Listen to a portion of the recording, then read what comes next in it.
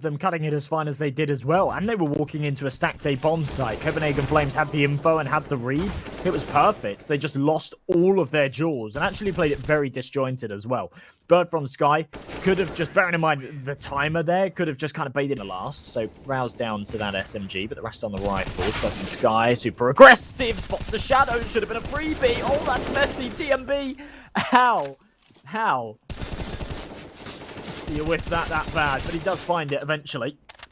And Amanda, he gets here, he's still not going to be in a prime position to fight back. Nice little nade and molly, or rather nade and flash stack to stop them from pushing through. Player and observation has been taken away as well, and quickly into the breaches, players are going to realize that A site is where they should be headed. Bomb now punched in. And there we go. Solid stuff. Keeping 3 players.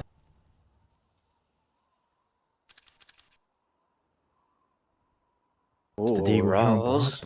Oh, this could be huge. Spots ahead. Oh, doesn't wait though. Pulls the trigger. Instant trade. That's fast from into the breach. Yeah, I mean, what can he do there, right? Because their next step is to look at him, so he's gonna have to go to pull the trigger. Bird from Sky is continuing to dish out the damage from vents. He manages to get 2, and even, oh, it's actually Draken that ends his teammate's life, but regardless, Bird from Sky sent from ramp because a player was close enough to find that information. TMB now peeking out.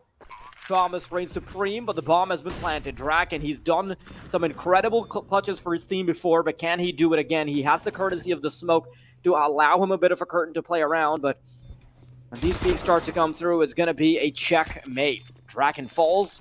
The Flames with us get a kill with no HP being subtracted from his life. Through Bird from Sky serving as a distraction for Rawls to do the heavy lifting here.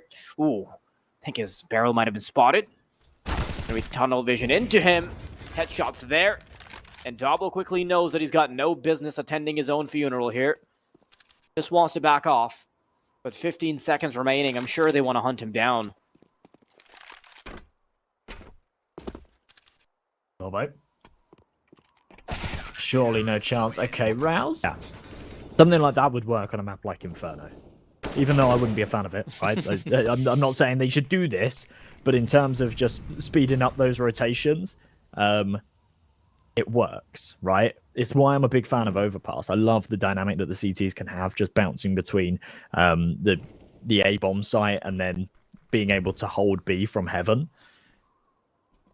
Such fast rotations means that you can, play this sort of very loose CT side, whereas on Inferno, you haven't got that same kind of luxury. Adam does catch out Rouse, spots one towards ramp as well. If he hits that kill onto Regali, we might have had a round on our hands, but without it, Dobbo left high and dry. Bomb miles away from his location. Does have the timing on the man on site, but isn't going to expect a second, surely. But from Sky's actually made noise. Dobbo, how has he slipped away from that alive? Yeah, a little too good on the movement there, but so is Bird from Sky. Oh, he's missed a shot, Dobbo. I like how Dobbo's just playing KZ at this point. He's playing Surf, he's playing KZ, he's just running around. Get up the ladder, plant on the site. No, oh my god, what am I watching? Oh, he'll actually get the plant as well. How good of an effort it was in Inferno. You really don't want that to happen after such a masterful performance on their opponent's map pick.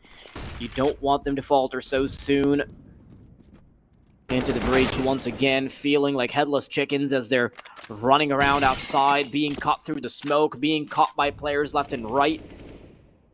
No amount of space is going to forgive them here for losing 2 members. And even Adam's transgression there goes punished. Awkward. Borup can trade it though, so back into the 4-on-4. Bird from Sky. Timing pretty perfect from fall off that angle, spots the heads, and doesn't actually stick around. Hits a dink, but comes off the angle. Wants to take a more passive approach as they funnel into it. Only good for 1, but lots of damage dealt. Surely no chance at a bomb plant here as Dobbo starts to aggress. Rouse about to spot his head, rips it clean off his shoulders. That's perfect. Yeah, you can see the desperation come to light when they're pushing. You can see that Draken just wants to fight. Like sort of find some kind of comfortable fight, or at least Draken still on that AWP, but a glass cannon this time. And Kevlar behind it, no utility, but from Sky, TMB, oh my goodness, this is brutal.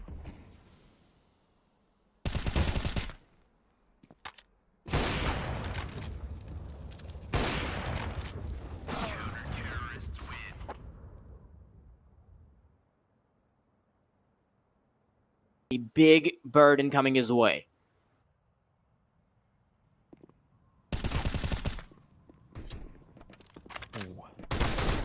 Bams away, pistols funneling into him. Adam can't find any of the kills, does a little bit of... Able to confirm that there is still presence. Rouse is watching that back flank, though. And there it is, big kill. Two-man advantage. Yeah. They should just go up to A here. There it is. Yeah, that is just a perfect read of the situation by the Flames. They realize that Into the Breach aren't really committing too many members to the B site, so Rawls gets that kill, and they immediately double it back down when they've thrown a convincing enough fake. The CTs quickly realizing they don't have much of a chance, and they try to back off with the A1S's, but TMB is waiting. He's got one victim. He's getting ready to sink his fangs into Dabo as well.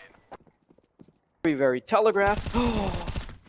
Had TMB delayed that smoke, he would have had full information on Dabo crossing over, but Dabo has done so much off the back of that position. Draken starts to spray them down, is only good for one.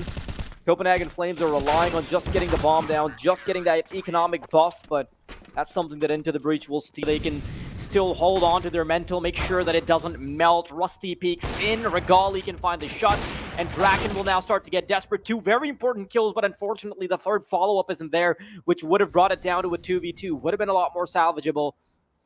And Havo just needs to back off, needs to keep this AK in contention for the next... Copenhagen Flames quite consistently in these last 3 or 4 rounds have been leaning towards that B control. So as soon as that...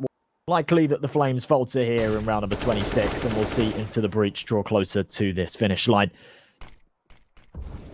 Obviously playing for overtime right now. 15 already secured here for the Flames, so... Close games, what we expect. Draken continuing to pick them apart. Decided to go towards A, but now their information, the way they've telegraphed it, it's not going to be suitable for the CTs. They've actually rotated all the way around. Perfect read from the CTs. They've gotten ready for this B push. Adam gets one, can deny the bomb plant as well. Doesn't even need to, because Cypher's good for it. Rawls. Yeah, he's just trying to serve as a distraction, though, towards the A site, because they want to make sure the B site will be taken very easily. Borat with a kill with the Molotov. TMB gets one. Boom from Sky gets another. And now we're back onto the 2v4. It's time to do it a third time.